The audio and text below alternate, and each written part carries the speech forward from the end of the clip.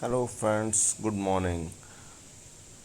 आज का जो हमारा वीडियो है एक स्पेशल डिमांड पे बना रहा हूँ। मेरे बहुत सारे जो मित्र हैं, दोस्त हैं, उन्होंने मुझे बहुत एक डिमांड की थी कि मैं एक वीडियो बनाऊँ पंजाब नेशनल बैंक के ऊपर। तो मैं आज का वीडियो पंजाब नेशनल बैंक के ऊपर बना रहा हूँ। अगर हम इसके बारे में देखेंगे साथियों, तो इसका रेट है आज 37 रुपये 35 पैसे। अगर हम इसको देखेंगे एक सप्ताह में, 1 वीक में इसने रिटर्न दिया है 95 पैसे का। और अगर हम देखेंगे 1 मंथ में, तो इसने नेगेटिव रिटर्न दिया है 10% का। 4 रुपये नेगेटिव हुआ है पिछले 1 महीने में। अगर हम बात करेंगे पिछले 1 साल की, तो 2 रुपये पॉजिटिव हुआ है पिछले 1 साल में।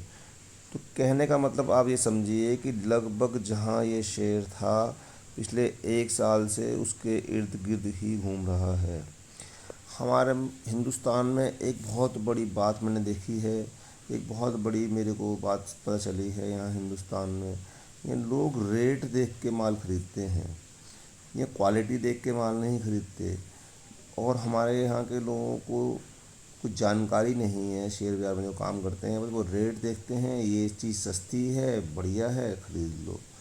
उसकी जो इंटरनल जानकारी है वो नहीं लेना चाहते, मेहनत नहीं करना चाहते, ना तो अपने एनालिस्ट से पूछते हैं, ना फाइनेंशियल एडवाइज़र से बात करते हैं।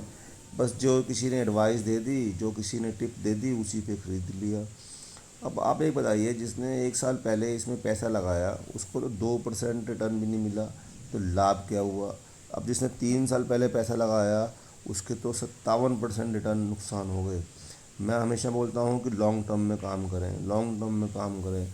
अब बताइए, जिसने लॉन्ग टर्म में काम किया उसकी तो पूंजी ही आधी ख़त्म हो गई। तो अब मैंने कई लोगों से सवाल किया कि आपने पीएनबी क्यों ख़रीदा? बोले सर सस्ता शेयर था, 40 रुपये का शेयर था, हमने 30 रुपये का शेयर था, हमने ले लिया। अरे मैंने तो, आपने एचडीएफसी बैंक क्यों नहीं लिया? आपने स्टेट बैंक क्यों नहीं लिया? एचडीएफसी बैंक सर बड़ा महंगा है, 1500 रुपये का था, 1600 रुपये का था, 1200 रुपये का था, 1000 का था। अरे तो आप कम ले लेते क्वांटिटी, आपने ये 100 शेयर लिए थे, उसके आप 10 ले लेते। नहीं सर महंगा शेयर है, वो बढ़ता नहीं है, ये नहीं है। अगर आप कंपेयर करोगे एचडीएफसी बैंक को, तो मैं आपको दिखाता हूँ कि एचडीएफसी बैंक कितना बड़ा है 1 साल के। देखो, सब देखिए, ध्यान से देखिए। एचडीएफसी बैंक 1 साल के अंदर 455 रुपये बढ़ गया, मतलब करीब करीब 1050 होगा, अब 1600 के लगभग आ चुका है। 40% प्रॉफिट है इसमें 1 साल में। जबकि उसमें आपने देखा कितना नुकसान था पीएनबी में। अब बात करें 3 साल की, तो 3 साल में 52% बढ़ा है। और पीएनबी पिछले 3 साल में 52% घटा है।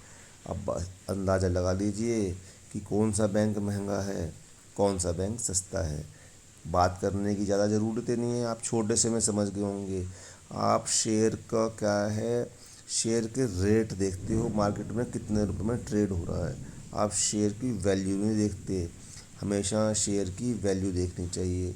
मत खरीदो 10 शेयर, मत खरीदो 50 शेयर, मत खरीदो 100 शेयर। एक शेयर खरीद लो, अच्छा खरीद लो, बढ़िया खरीद लो, पछताना नहीं पड़ेगा।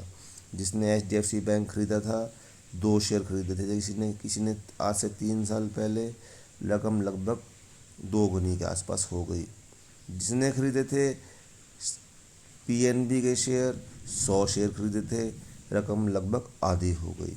अब निर्णय आपका है कि आपको कम पैसे वाली कंपनी खरीदनी है या बढ़िया मजबूत कंपनी खरीदनी है।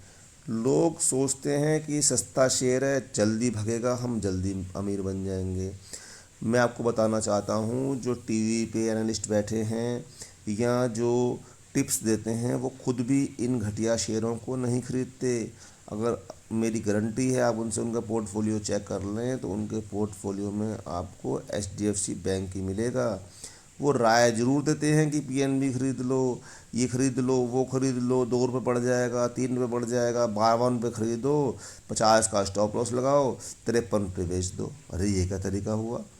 1 रुपया कमाने के लिए 2 रुपये का नुकसान कर लो, और 100% होगा क्या कि नुकसान 2 का हो जाएगा, फ़ायदा एक का होगा नहीं।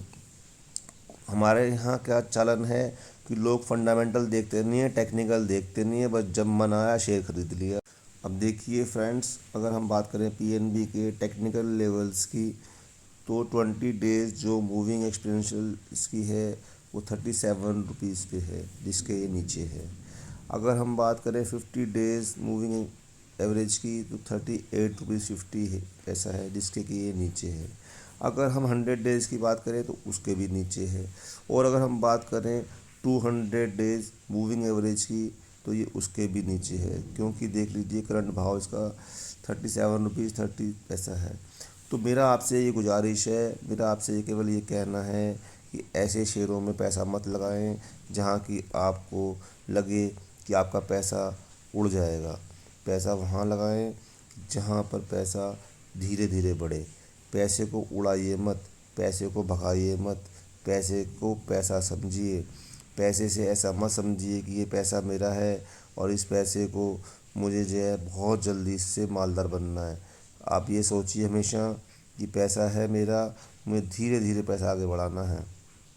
ये मत दिमाग में रखिए कि मुझे 4 दिन में ही पैसा बहुत ऊपर बड़ा करना है। और शेयर हमेशा वो खरीदिए जिसके फंडामेंटल मजबूत हों, जिसकी कंपनी मजबूत हो। शेयर का भाव देख के, बाज़ार भाव देख के मत खरीदिए।